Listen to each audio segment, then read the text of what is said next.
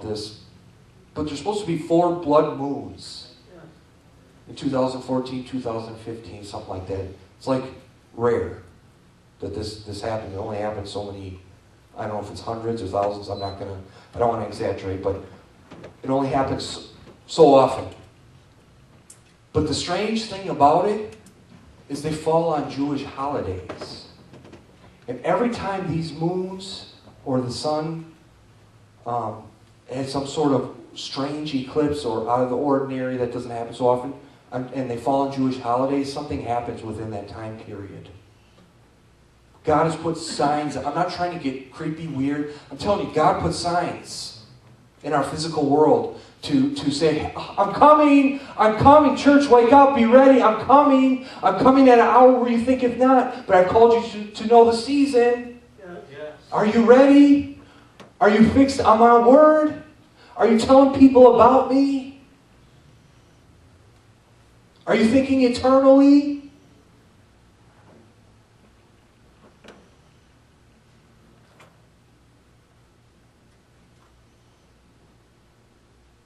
We're living in a time of birth pains. Birth pains. As we get closer to the birth, as we get closer to the return of Jesus, those pains, those contractions get closer and closer together. The pain becomes more intense. Can you sense it? Yes. The urgency and the pain. But through the urgency and the pain of childbirth, you know what's coming. You know what's coming, and that's what you hold on to as woman. You're pushing up. Oh my God.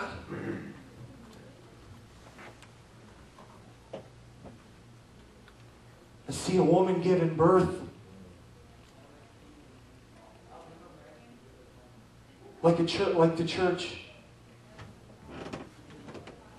The church sees all the signs of childbirth, but we choose to ignore.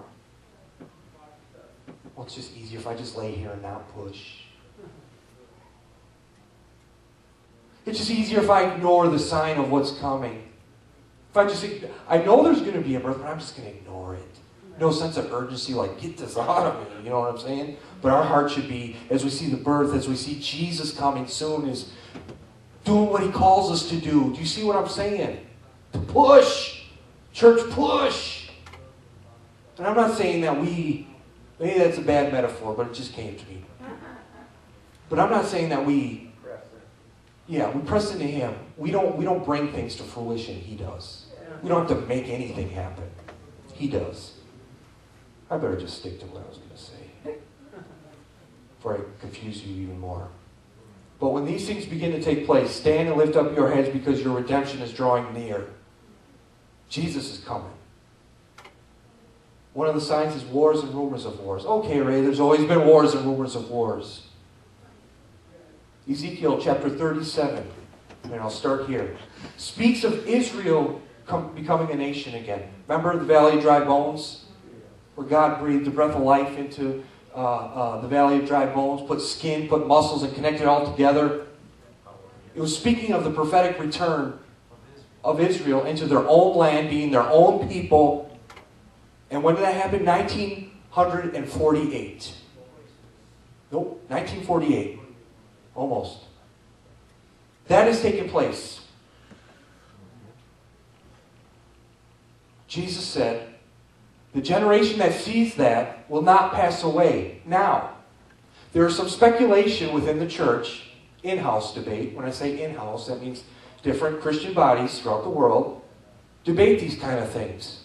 And there is some debate that by this generation will not pass away, meaning that Israel will never lose its sovereignty. They won't pass away until the coming of the Son of Man.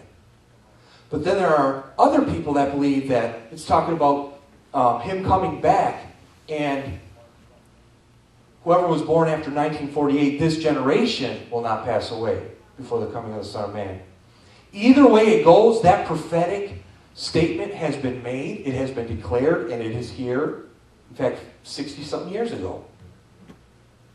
So either way you look at it, it's already happened. Just like God's word said it would by the prophet Ezekiel. And I believe Isaiah spoke of the same thing, of Israel becoming their own again. Thousands of years ago is happening in this hour, in this day. And when I say that, I mean within the last 100 years, because that's not really that long ago. Ezekiel 37, Israel is a nation again. And when God moves, when God chose His people, man, Satan couldn't stand it. Satan has continually, since since Abraham has tried to wipe out Israel. Since Isaac has tried to wipe out the Jewish people through the Holocaust, through neighboring countries. Why? Because Satan can't stand God's plan, and he can't stand God. So he tries to disrupt. He tries to distract. Try to kill God's plan. But he can't. No way.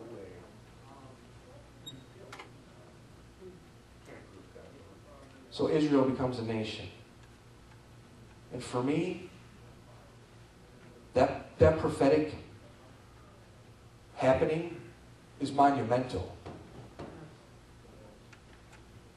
Ezekiel 38 and 39 goes in to talk about prophetic things, wars and rumors of wars that are going to happen in countries that will rise up and try to wipe out Israel.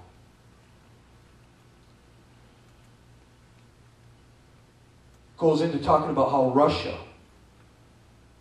Iran, Libya, and Turkey, all in Ezekiel 38 and 39, enemies of the north, or enemies from the north. It lists the specific country. Persia is Iran.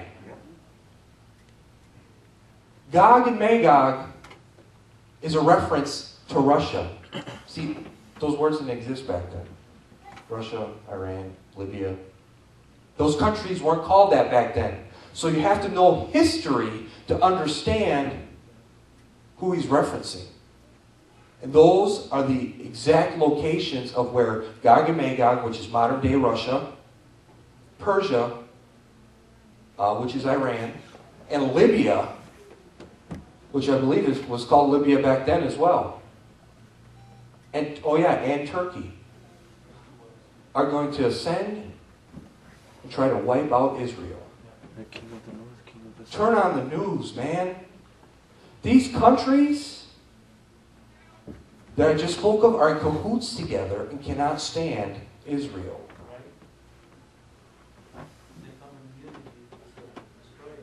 Yeah, they don't maybe even necessarily like each other. Persians and Arabs don't necessarily like each other, but to destroy Israel, man, to reclaim Palestine, just like the Bible said they would try to do. The exact countries that we live in, or that we know of today, are playing out right before us in Bible prophecy.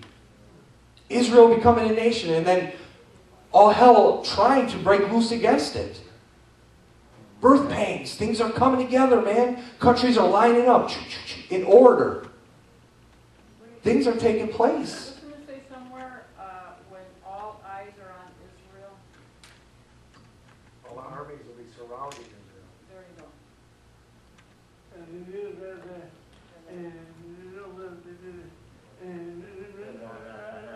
Revelation years ago,